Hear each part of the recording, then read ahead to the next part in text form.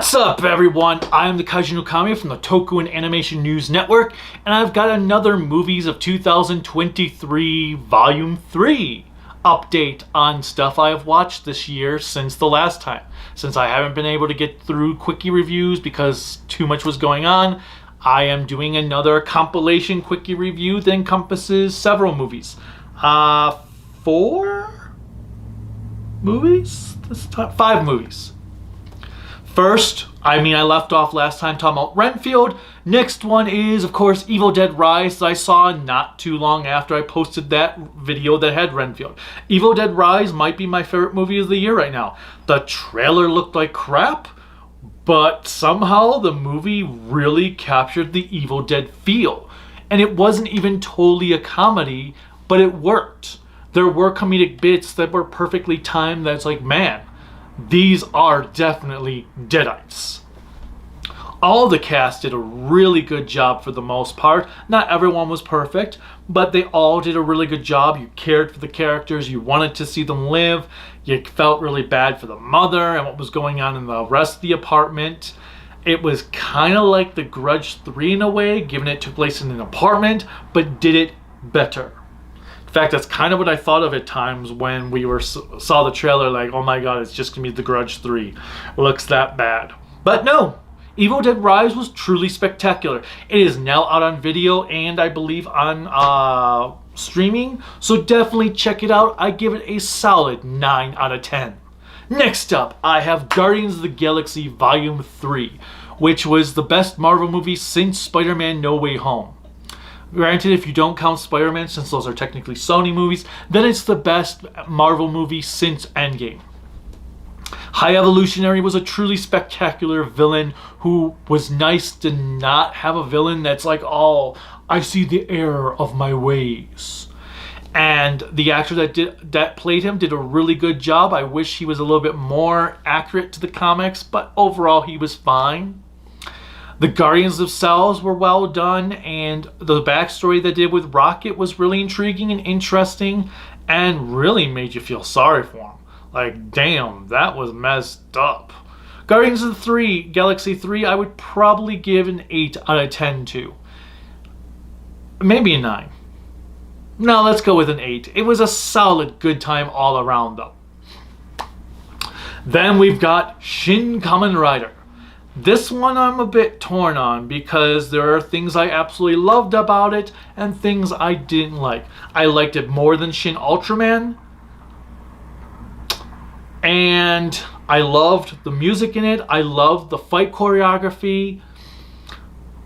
Well, the fight choreography when you could see it between the shaky cam, because the movie does have a lot of shaky cam fights, which was kind of annoying. My biggest issue with Shin Kamen Rider is I felt the pacing was off. It was just like getting from one point to the next, boom, boom, boom, without any breathing room to actually digest what exactly was going on. It was still solid. It was a nice tribute to the original series. The CGI effects could still use a lot of work because at times, just like with Shin Ultraman, it did look like you were playing a video game rather than actually watching a movie. But it was a good time overall. The actors all did a great job. It's just, I wish the final boss of the movie didn't suck so much. He was another negative to it. Overall, I think I'm going to give Shin Kamen Rider an 8 out of 10 because I enjoyed it. It might become a 7 later on. We'll see.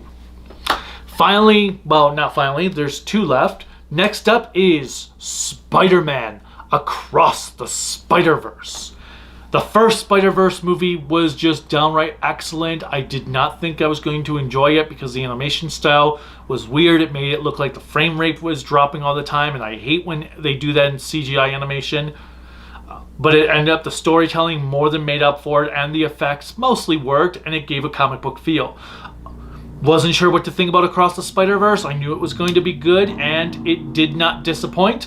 I don't know if I'm ready to say it's better than Into, but it was on the same level.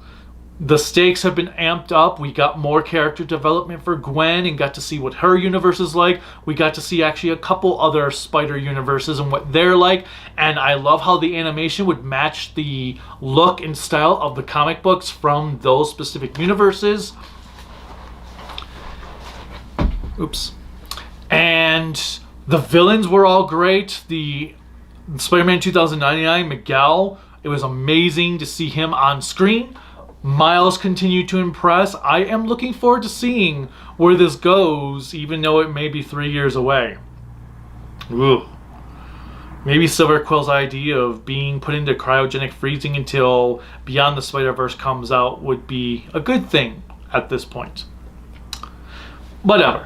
I am going to give Across the Spider-Verse a 9 out of 10.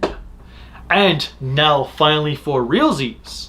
I just saw Asteroid City, and that was a damn good, funny, weird movie. It's hard to talk about without giving spoilers.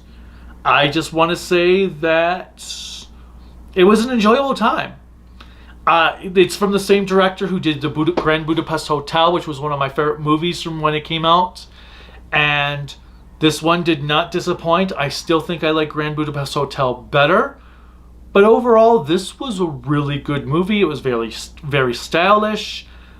Looked really good. Sounded really good. In fact, there was one thing about Across the Spider-Verse I failed to mention. The sound mixing was awful. Like, there were times when the dialogue seemed to be really, really low and hard to hear, and the sound effects seemed to be missing at times.